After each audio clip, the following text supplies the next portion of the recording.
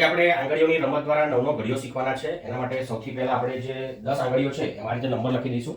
1 2 3 4 5 6 7 8 9 અને 10.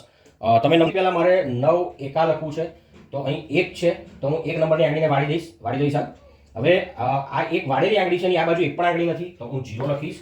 અને વાળેલી આંગળીની આ બાજુ 1 2 3 4 5 6 7 8 અને 9 આંગળી છે, એટલે હું લખીશ આગળ 9. તો 9 એકા 9 થશે. હવે 9 દુ કેવી રીતે લખવાના છે? તો આ 10 એ 10 આંગળીઓ છે, એટલે 2 નંબરની આંગળી વાળી દો. તો 2 નંબરની આગળ એટલે કે દશકના સ્થાને અહીંયા એક આંગળી છે, એટલે હું 1 લખીશ.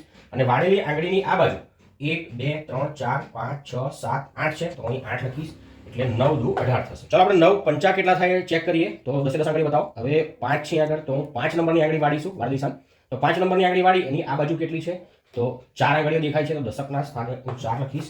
અને વાળેલી આંગળીની આ બાજુ 5 છે, તો અહીં લખીશું હું 5 પંચા 45 થશે.